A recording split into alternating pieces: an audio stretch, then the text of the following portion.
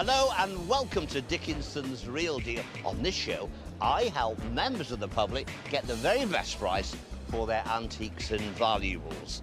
I sit you down with one of our regular dealers. Now, they're going to try and tempt you with a cash offer on the table today. Do you want much more? Because if you want much more for it, then we're not really in the same ballpark. I think if you doubled that, we might be getting close. There's absolutely no chance I'm going to double it. If I don't think that's enough money, I'm going to tell you to reject that and gamble and place the same goods into an auction in the hope that you will get a little bit more money there. Today, the show comes to you from Wrexham in North Wales. There's a fabulous crowd of people. They've been here since early this morning. They are determined to do business. They want to walk away with cash in their hand or gamble at auction. Either way, they want the real deal. It's a great turnout and there's plenty for our dealers to get stuck into. Let's kick things off with Karen Dalmeny, where Judy's hoping for the sweet smell of success. Isn't it gorgeous? Tell me all about it. Well, as far as I know, it was my great-grandmother's. My mum always had it on a display cabinet. Never been used, obviously, and since my mum passed away 2 years ago, it's been in a box. Yeah, and I'll never use it, no. In fact, no it's been one to pass up in the it on loft to? as well. Nobody wants it. My daughter said if I don't sell it, when she gets it, she'll sell it. Oh, I know, my daughter said that to me. I was mortified. Right, what a shame. But your loss might be my gain. Here's hoping. Well, we'll see. So obviously here we have the most delightful little novelty scent bottle with a little hand-painted portrait on the front here of what appears to be an Asian girl, possibly a geisha girl, something like that. If we just undo the top here and look inside, there would have been some sort of little tiny stopper originally, but that's not the end of the world. We've still got the original cork in the top there. That's good enough. As regards the material, the porcelain, it's actually, it's very tactile too, isn't it? Can you just imagine that? Is there any traces of any scent there? A little, yes. Is there? I think so. Let's have a little. Oh, you can just smell it, can't you? And that's never been opened since... Oh, that takes you back, doesn't it, that scent? Right. Slight drawback in that the silver top, which I can see has got the hallmark for Birmingham on an F, which is about 1905, so just into Edwardian. But it is a little bit bashed. Yes. I have to say that because it does affect the value slightly. Love it. Love it. So, right, okay, let's get stuck in. Right, 20, 40, 60, 70 pounds. No. No? No. No? Are you sure? Yes, certainly. Why? That's not enough for that. Take the tenner away. 80 pounds, Judy. You know I love it. Bit more. Can't go too much more because I won't make any money. And that's what it's all. 90 pounds, Judy. Come on, give me a chance here. Make it 100. We've got a deal. Is that the figure you had in your head all along? Is it? Well, yes, sort of, yes. So you want 100, do you, Judy? Yes, please. Right, let's take that tenner out. Busy old tenner today. And I will gladly put £100 because I love it. And if I only get 110, I don't care. Thank you very much. Thank you very much.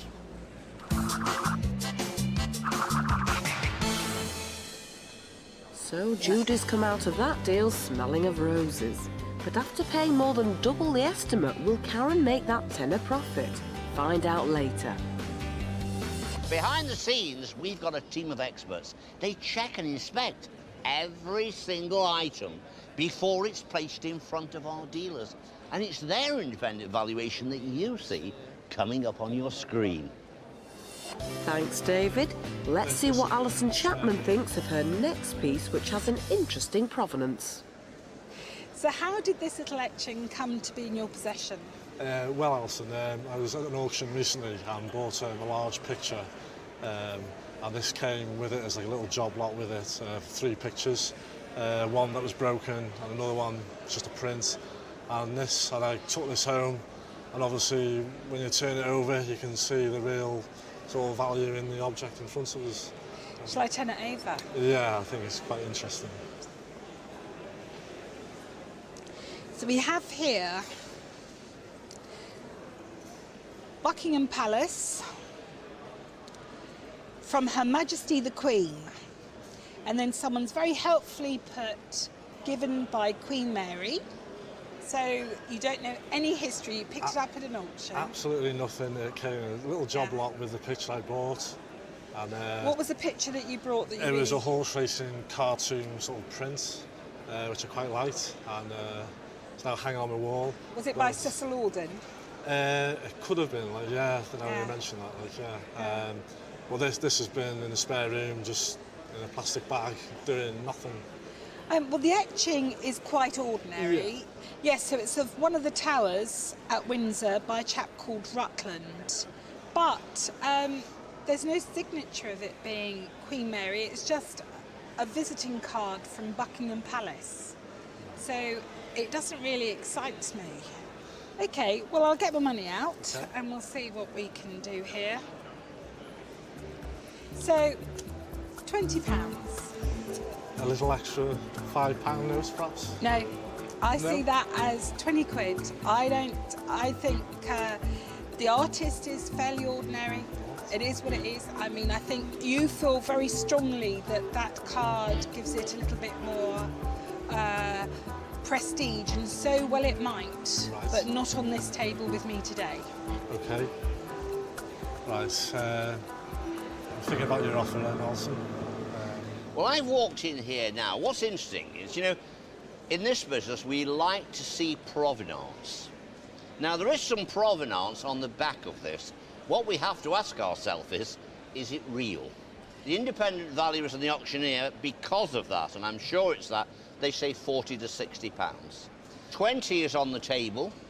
We've got to say to ourselves, would we do better by going to auction, even with a 15% commission?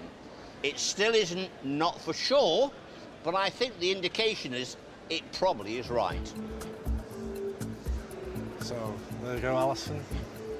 So there you go, Rob, because he said he's still not, it's a matter of what we both want to hear. So, I'd like a little bit more if you could, Alison. Perhaps kiss on the lips as a thank you. No, I don't. No, I think you're being a bit cheeky with that one. I don't want to pay more. To me, it's just a card stuck on the back. I could find one in a house clearance, and I could find, you know, if it had got a little bit more like a royal warrant. I'll put an extra £5 on it, Rob. Well, that's probably what I was hoping for, and that's. I'll accept your offer, Alison. Okay, so we got a deal. We got a deal. All right, then. Thank you. Okay, thanks. It's a right royal deal for Rob. No, I think you're being a bit cheeky with that one. And our very own Queen Alison seems very pleased with herself. I was a little bit taken aback by Rob because I thought he was just going to take my £20. I didn't really want to necessarily buy it, but on the other hand, you know, it started to look a little bit more attractive after David gave his little chat. So when he let me have it for 25, I was quite pleased. And of course, now I own it. Provenance is everything, as is ownership. And of course, this has definitely come from Buckingham Palace. There's no doubt in my mind. And it was obviously a very personal and much loved possession of the great and good Queen Mary. It's back to the dealer's den, and a family heirloom awaits at David Hakeney's table. Well, you brought a pair of candlesticks in here. Yes. Tell me all about them. Well, they belonged to my husband's grandmother originally. Uh-huh. And they were passed down to my mother-in-law, and my mother-in-law gave them to me. So. And you may sell them. Why? I may sell them. Well, there's a lot of cleaning to them, which I find difficult now. And my family don't want them. Right, okay. Well, I'm going to tell you all about these lovely candlesticks. They're Victorian. They were probably made about 97, I think, in the Jubilee year, and that's what these Diamond Jubilee candlesticks were to celebrate. and they're English, and they've got complete with the pushers to eject the candle out of. And you certainly spend a lot of money brassoing them, haven't you? Yeah, over the years, yes. Well, they're in superb condition, but I'm going to be the bearer of bad news here, Beryl. Oh dear. The bad news is that this market has taken a terrible, terrible dive. Copper and brass is just, for me, not very, very easy to sell at all this last few years. I mean, 20 years ago, I'd have been fighting to buy these, I'm telling you. Yes. For 40, 50 pounds, I would have thought, at least. These came in all sorts of designs. They were most named after the suits of cards. The kings, the jacks, the queens, you know, different sizes. And they were really, really desirable by the foreign trade that used to come over in volume, the Dutch dealers and the German dealers. But we don't see so many of those these days, so sadly, it's the thing I would say to somebody, hang on to and wait till the price goes up again, or will it? Or take my offer, or go to auction. We'll get see. some dosh out and We'll see. see. It's sadly not going to be too exciting, I've got to say. Is £20 any good for these, Beryl? No. No, that's a definite. Yeah. Well, I'm not going to make you a real happy girl today, I don't think. You, no. Well, I'll say £30, and I think that's where I'd want to be for these. All right. That's all I value them at the moment. Yeah, And I would struggle to get £35 for them, I promise you. But you could take them to auction. No, not really. You don't fancy? I don't go on. They might much do go to better. auction.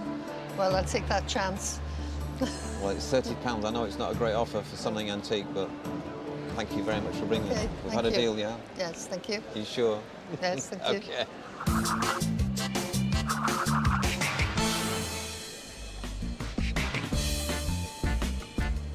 And the deal is sealed. Coming up, a painful deal goes down with David Tupman. And wrench out the tooth, yeah. Will David walk away with this gory gadget?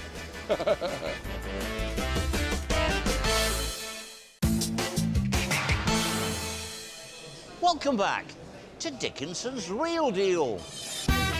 Let's pay our first visit to David Tupman, where Chris is hoping to extract some of our dealer's hard-earned cash. What have you brought in today? It's a Victorian tooth extractor.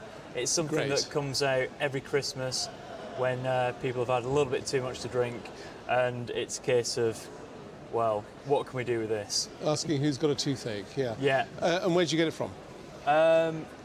My in-laws have just recently moved house, and it's a case of getting rid of all the old stuff that they don't have room for in the new house. Right, yeah. And you expecting a lot of money for it? Are you? I don't know. I'm waiting for you to surprise me.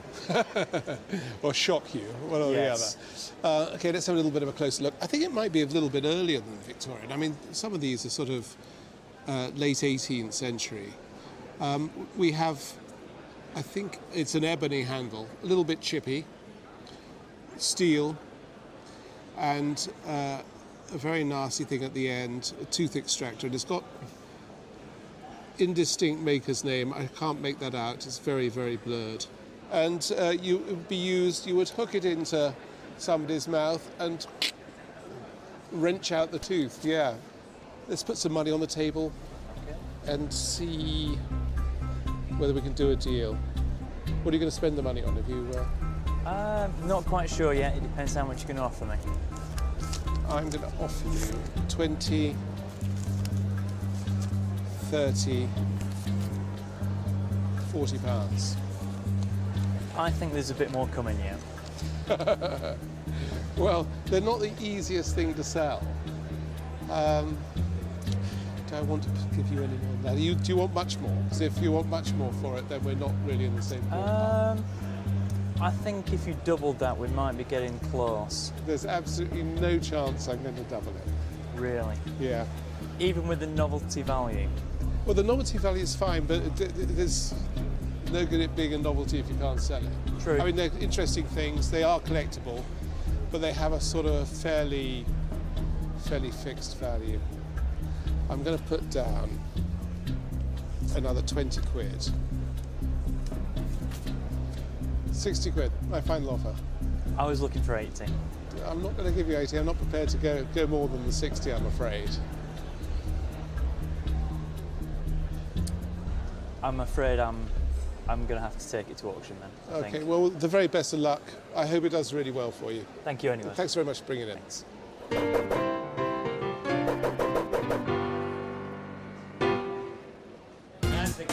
Chris didn't manage to root out a deal, so it's over to the auction.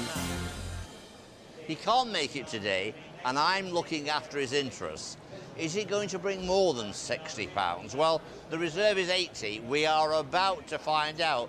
Will it pull a few quid here? Let's find out. Lot number 127 is a Victorian tooth puller with a turned wooden handle. Ow, ow, ow. There we are, put me in for that. It'll start me there. £100 for it, 50. £50, bid of £50. They're asking for 50. Tooth puller. And you can feel it hurting, can't you? £50, bid of £50. 60 anywhere. £50, sold and roaming up. 80 is the reserve.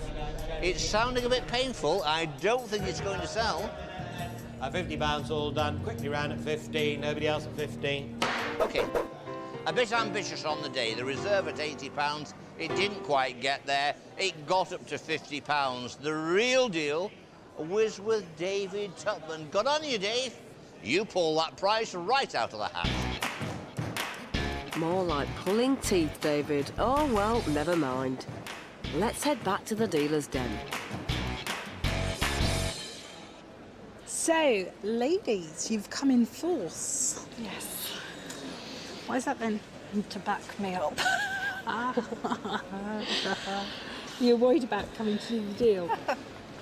Yes, if this hadn't broken, she would have inherited, but as it's broken, and after a few years, my husband gave it to me, we thought it was too expensive to repair, so it's been stuck in a drawer. So I've decided now to get rid of it, and in future years I'll buy a necklace and she will inherit it. Right. You remember that? Yeah. I think this needs to be taped for future reference. Well, these links are terribly hard to repair. You can never repair those without it showing. And the trouble is, when you've got 3 ropes like that, where you've got 3 coloured golds, the rose, white and yellow gold, it would fall short on one of the chains. So then it makes the rest kink. Right. They are really difficult, really difficult to repair. So why are we selling that chain? When my grandma died, I inherited it, and I don't like it, so it's just been put in a drawer. So how long have you had that chain? We've been married 26 years, so it's probably about 28 years. 28 years. Well, my ladies, the thing is, that is not really commercially viable, which I'm sure you appreciate. Yeah. And that will be competing against many chains. It's not an old chain, although it's come from your grandmother. Yeah. And therefore, they will both end up in the melting pot. So how do you feel about that? It's fine, because I'm not going to wear them, so I'm happy with that. Into the melting pot? Yes. Yes. Do you hear her? Okay, right, well, enough teasing you both. We'll put the money on the table. So it's just really gold price.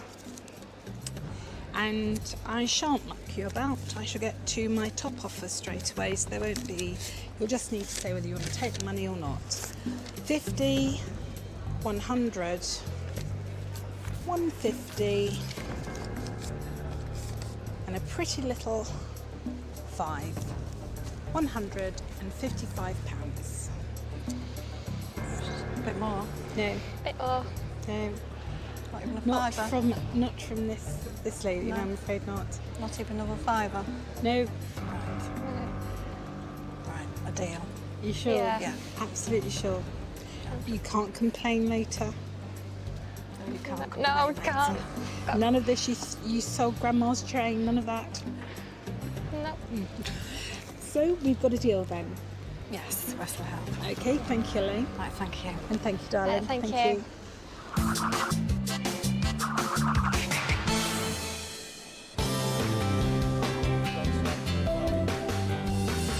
I brought a Burmantofts jardiniere stand, which has been in the family for many a year. Unfortunately, it hasn't got a top to it, but I'm hoping to get a good price. Good luck, Helen. I think you're in safe hands with our David. Well, you brought a magnificent piece of English pottery in here. Yes, yes. Well, I can tell you what factory this is without even looking underneath. It's Burmantofts. That's right, yes. Is it something you've had a long time? It's been in the family a long time, my husband's side of the family. Let me just have a look underneath here, because under here we should have an impress mark. Oh, and there it is, look, Burmantoft Fiance. Yeah. BF, and then England, and a few pattern marks, registrations. So there it is, typical of Burmantoft. And of course, this would have had a jardiniere on top. We didn't have one of them. Well, somewhere, you might find another one to stick on it. I don't think so. So, what, you'd be sorry to see it go? No. I'd rather go to somebody who's going to appreciate it. That's right. Well, somebody might be lucky enough to find the jardiniere for the top of it. Yes, good too, yeah. Sadly, these factories don't exist anymore, and this one was in production for probably about 20-odd years, I think. I believe so, yes. In the late 19th century to about 1902-ish, I think, it finished. Yes, I would. I have got no idea of the year. Of yes, this was probably made around 1890, 1900, possibly, yeah. So really, I'm buying something that's not really complete, so I'll get the dosh out and see if I can tempt you, Helen. Okay. What about £50? No? No, you'll have to do a lot better than that. What did you think it was worth? More than what that. A lot more? Maybe. You carry on and I'll tell you when. £70, Helen. What about £80 for this piece of Burmantoft? No, you're nowhere near. I'm nowhere near. I thought I was getting quite warm there. No. Well, listen, let me take those two away, and we'll call it £100, Helen. What do you think? No. Here's some advice. It's Burmantofts, isn't it, David? Burmantoft. 80 to 120 is where they estimate. £100 is on the table. So the question is, can you get more? But it's a long shot. So I'm going to say to you, not a bad offer. I don't think you'll get much more at auction. Helen, what do you think? I think, well, that's a very fair offer. Could you push it to 120? I don't want to be mean, but I think £100 for me is a good offer. I would try and sell this quite quickly because I don't want to be lugging it around too much. No. Looking for somebody for the pot on top. Yeah. Helen, okay. That's my bid. Yeah, that's fine. Are you sure you don't want to go to auction? No. Thank you very much for the You're deal. welcome. Well, I was delighted to buy this piece of pottery, this piece of Burmantoft, even though it's incomplete. I think it's so attractive and fabulous colours, quite easy to match a jardiniere maybe, with a bit of luck. So I think somebody will give me a bit of profit on this one, I'm sure. Find out if David manages to make some money on the stand later on in the show. Now our dealers need help to prize open their wallets. I'm going to put some money down, Right. and then I'm going to duck and run. Now, you're probably astounded by my generosity. I probably am. Will our sellers be wise to their crafty ways?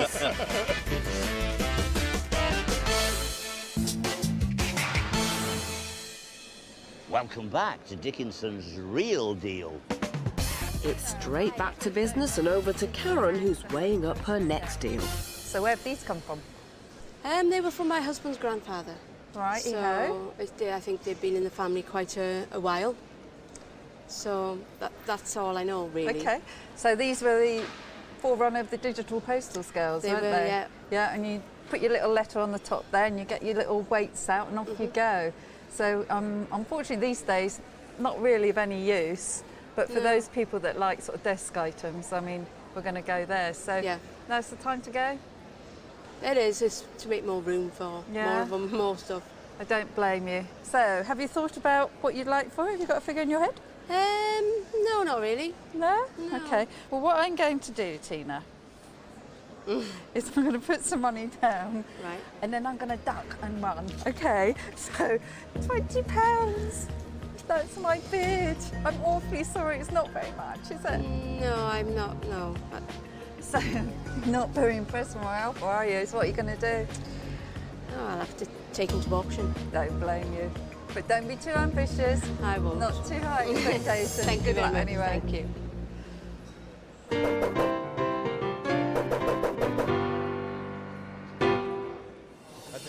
That was short and sweet. It's off to the auction where Tina's hoping for a first-class profit for her postal scales. It's coming up now. 20 to 30 pounds is the estimation. There's a reserve of 20 pounds, which is exactly what you were offered by Karen. I think it will do better than 20 pounds. It's coming up now. Is it worth the gamble? Well, we think so, don't we? We do. Coming up over there. Next up, lot number 16, a little set of postage scales, 3 weights, on a rectangular print, pretty thing. There we are, put me in for that. Where are we going to be, 30 or 40 pounds? We'll start at 20 then. 20 pounds, low start to weight, 10, 15, 15 pounds, 15 pounds, 15 pounds, where? 25, 30 pounds bid, 30 pounds there, 30 pounds. You're putting in 30 pounds bid, left of me, anybody going 5? 30 pounds bid. It's at 30 pounds. It's slowed down in the room. I'm selling, all done, at 30. OK, 30 pounds, which is better than 20, but we have some commission to take off. I make that just a little bit over 25 pounds. Are you disappointed? Are you happy with that? I'm happy with that. OK. It was worth a little bit more money than Karen offered. It brought 30 pounds in the sale room with the deductions. It's 25 pounds. The real deal. Happy? Fine, yeah. It's balanced out as far as we're concerned. We're happy. Let's crack on straight away with David Tupman. Hi, I'm David. I'm Paul. Paul, you don't really look the type, Paul, to be sewing. No, it's my mother's. It's your mother's, yeah. Right. And did she actually use this? She did, yeah. From when I was a young child, I remember it. But it's. And it must have been sort of around before then. Oh yeah. It's dated 1875. Is that date on there? Is it? No, I looked it up in the library, and they were made up to that date. 1875. But a lot of them are around. Is this a particularly interesting model? Excuse my ignorance. I don't know much about sewing machines. I know less. Is this a particularly interesting model? I wouldn't know. I just find that it's a one-off. I've never seen one like it. Do you know how it works, Paul? Not really. All I know is that it's got a shuttle system that's fully operational, and right. just the basics of it, and the bobbin. And are you hoping for a lot of money for this? I don't know. I'm not an expert. It's no use to me. So I'd like to see it passed on, and hopefully, I don't know, a museum or someone can put it somewhere. I think they're not really used much. This is an old-time thing. I think they're used as props in. Yeah, I think there's pubs and there's a menswear shop that has them in its windows and things as a kind of a gimmick. But I think thousands of them were made and used, and I don't think they're a particularly rare collector's item. I'll put some money down. By all means. It's not going to be very much. No, I understand that. I hope you weren't hoping to go on holiday. No. I'm going to stick a tenner on the table. Now, you're probably astounded by my generosity. I probably am. Were you hoping for more than that? I was, yes. The thing is, I don't think it's going to be the easiest of things to sell. No. I see the word auction coming up here somewhere. Do you? You weren't hoping to go on holiday on the No, not at all, no. But you think that's a bit mean? I mean, consider it's roughly 136 years old, I think. Yeah, but they're old things aren't necessarily worth a lot of money. No. I'm going to increase my offer to £15. But that's about as far as I'm prepared to go. I think definitely go to auction. You're going to go to auction? Yes, yeah. Well, thanks very much for bringing it. I'm sorry I haven't offered more money. No problem. But I hope it does very well at auction for you. Yeah, okay. Thank you very much.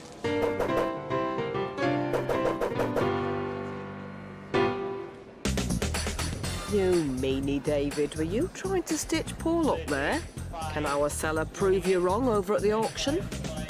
Here it is now, this sewing machine. Paul turned down £15. He wanted more money. He's put it in the sale room here with a reserve of 30 quid.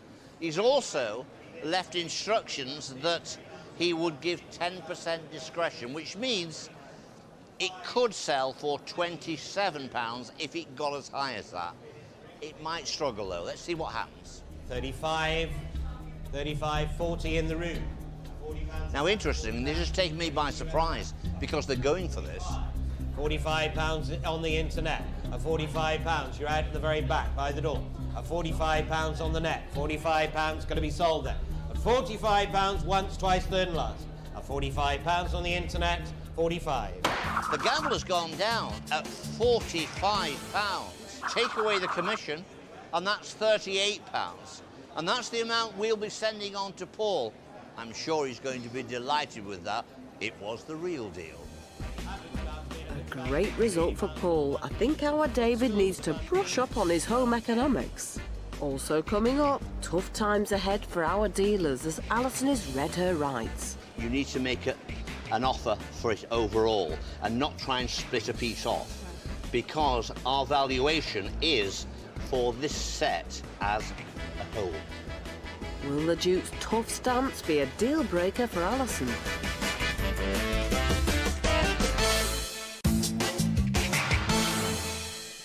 Welcome back to Dickinson's Real Deal from Wrexham.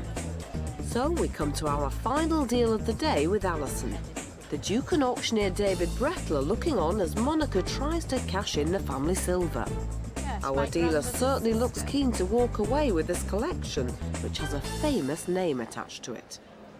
This is your service, your flatware. Yes.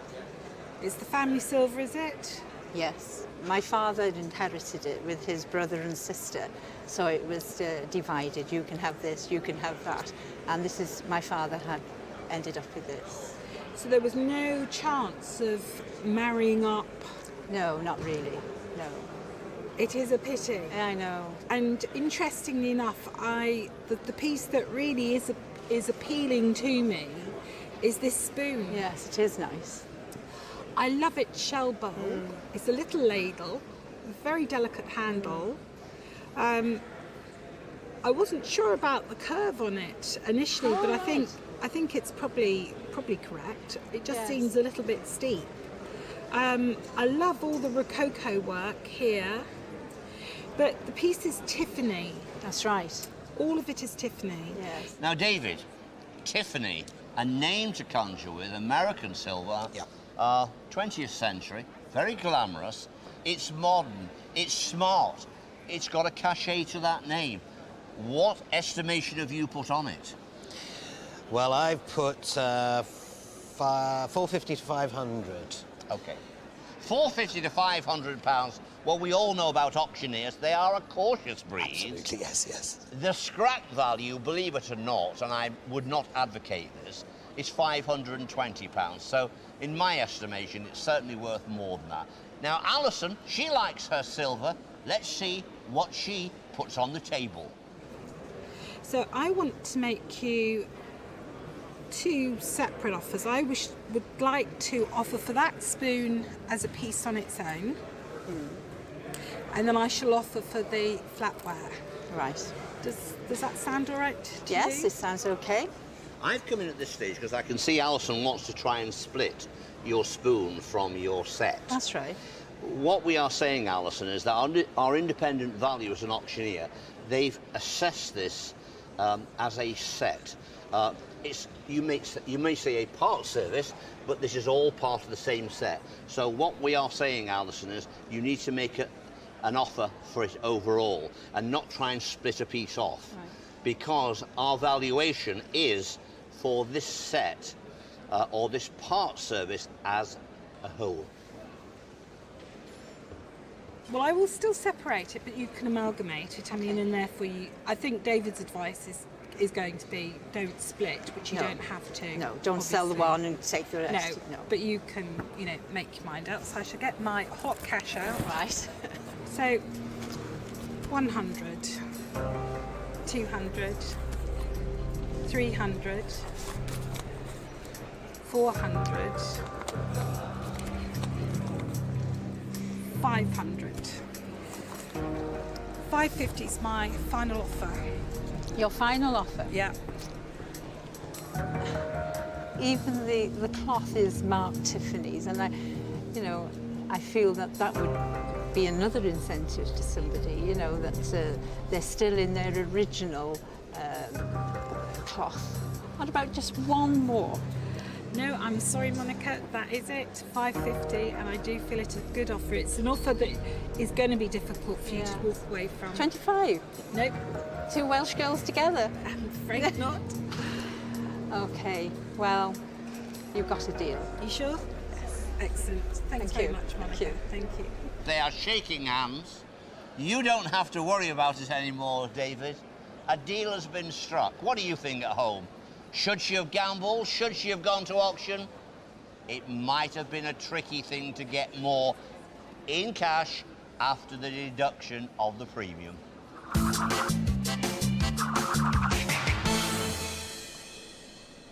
Bit of a hard stance from Alison, but nevertheless Monica seals the deal and walks away smiling. Our dealers have been splashing the cash here in Wrexham, but have they managed to move their buys on? Karen fell in love with her only item of the day. And I will gladly put £100 because I love it. And if I only get 110, I don't care. Thank you very much, Judy. But unfortunately, Karen loved it a bit too much. She didn't make that tenner on the perfume bottle and broke even. You know I love it. Next up, it's David. The good news for David is that he managed to sell the candlesticks on. The bad news is that after all that haggling, he only managed a £5 profit. It's sadly not going to be too exciting, I've got to say. However, it was a slightly better story for the jardiniere stand. So I think somebody will give me a bit of profit on this one, I'm sure. Luckily for David, he tracked down a collector who was looking for this exact match to go with his jardiniere. Poor David Tupman has had better days. Unfortunately, both his items slipped through his fingers. So lastly, we come to our Alison. This has definitely come from Buckingham Palace, there's no doubt in my mind, and it was obviously a very personal and much-loved possession of the great and good Queen Mary. The provenance was good, but unfortunately the outlook's bleak for the etching, as it's still sat in Alison's shop, along with the silver cutlery. Alison did manage to claw some profit back by scrapping the 2 gold chains for a nice little earner. It's a matter of what we both want to hear. So in total, our 4 dealers have only made a dismal £55 for their 6 buys. Oh dear, oh dear. Some days it's just a seller's market. Yeah. We've had a great day. There's been bags of action, lots of buying and lots of selling. That's the way I like it. Don't forget to join me, David Dickinson, next time for Dickinson's Real Deal. See you.